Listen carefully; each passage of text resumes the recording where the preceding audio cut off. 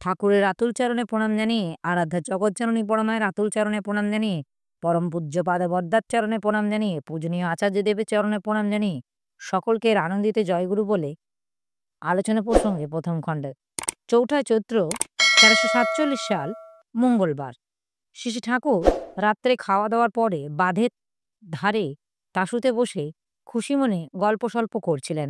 বীরেন মিত্র, প্যারী নন্দী, অমর ঘোষ প্রফুল্ল, মায়েদের মধ্যে কালিদাস মা, কালীষষ্ঠী মা, সরোজিনী মা, গৌহাটির মা, মানদা মা প্রমুখ অনেকেই ছিলেন।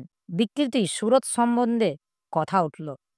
শ্রী শ্রী ঠাকুর বিকৃতিদের চালচলন সবসময় হয় উল্টো।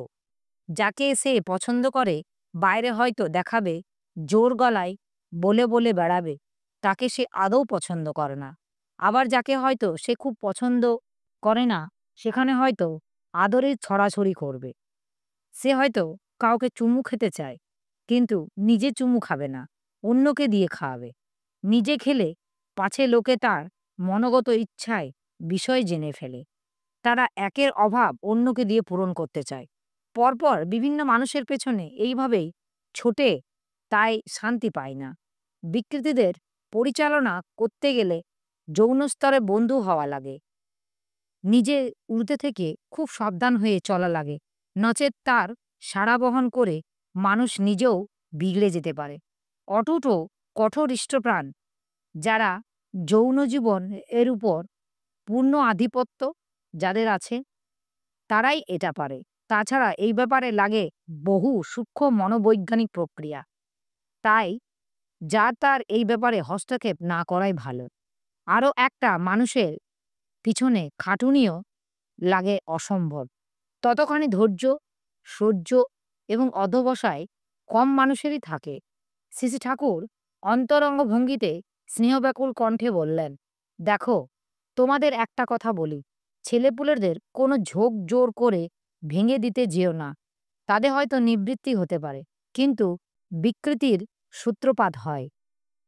তাই মন্দ ঝোঁক হলেও কায়দা করে মোড় ফিরিয়ে দিতে হয়। মানুষের ঝোঁকের মধ্যে জড়িত থাকে তার সম্বেগ।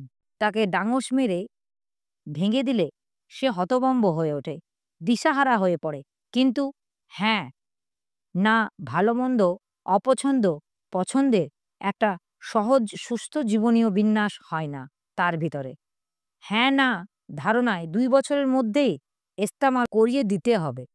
কোনো বিষয়ে না না বলে না কেন তা বোঝাটা মাথায় তার মতো করিয়ে ধরিয়ে দেওয়া কায়দায় বলতে হবে। যথাযথ ভঙ্গিও ব্যঞ্জনসহ। প্রফুল্ল, প্রত্যেকটি বিষয়ে আপনি যা যা করতে বললেন, করা বড় কঠিন। শ্রী ঠাকুর, কঠিন কিছুই না। ভিতরে অনিচ্ছা থাকলেও বা অন্যরকম ইচ্ছা থাকলেও কঠিন লাগে। ইষ্টস্বার্থ প্রতিষ্ঠা যার নেশার মতো পেয়ে বসে, তার কাছে কঠিন বোধ থাকে না। কথা তো ওই এক কথায়, তার সুখই আমার সুখ, তার স্বার্থই আমার স্বার্থ। মানুষ নিজের সুখ স্বাচ্ছন্দ্য স্বার্থের জন্য যেমন করে, ইষ্টের জন্য সেইটুকু করা, এ হতো হাতি ঘোড়া কিছুই না। আর এর মধ্যে তত্ত্বের ব্যাপারও কিছু নেই। এই ঝোঁকটা এসে গেলে মানুষ তখন সব পারে, আর তাতে কষ্টের বোধ থাকে না। আমি যে কতখানি সুখী, কষ্টগুলি কষ্টই মনে হয় না। করতে হবে এই নেশা। শঙ্খ, চক্র, গদা, পদ্মধারী কথাটি তাৎপর্য সম্বন্ধে কথা উঠল। শ্রী শ্রী ঠাকুর বীরেন্দাকে প্রমুখের কাছে শঙ্খ, চক্র, গদা, পদ্ম প্রভৃতি বিষয়ে শব্দগুলি মানে জিজ্ঞাসা করলেন। তারা এক এক করে শব্দগুলি মানে বললেন। শ্রী শ্রী ঠাকুর বললেন, তাহলে দাঁড়ালো দমন, পীড়ন ও কথন বিন্যাস মানুষে সঞ্চালিত করত ধৈর্যের সহিত প্রাপ্তিকে যিনি সংগঠিত করান, তিনি শঙ্খ, চক্র, গদা, পদ্মধারী। এইসব কথাবার্তা চলছে এমন সময় কিশোরীরা ঘরের বারান্দায় একটা দাদা খঞ্জুরি বাজিয়ে আকুলভাবে গাইছেন, তুমি হে দীন বন্ধু, পার করো ভব সিন্ধু, অকূলে ফেলো না আমারে। গান শুনতে শুনতে শ্রী শ্রী ঠাকুর কেমন আনমনা হয়ে গেল, দৃষ্টিতে তার রহস্যঘন অতল স্পর্শ, তন্ময়তা, মুখে এক অপূর্ব দিব্য ভাবাবেশ। এই আলোচনা প্রসঙ্গে কিছু ভুল ত্রুটি হয়ে থাকলে আমাকে ক্ষমা করবেন। উপস্থিত দাদা, ভাই, বোন, মায়েদের আমার আনন্দিত জয়।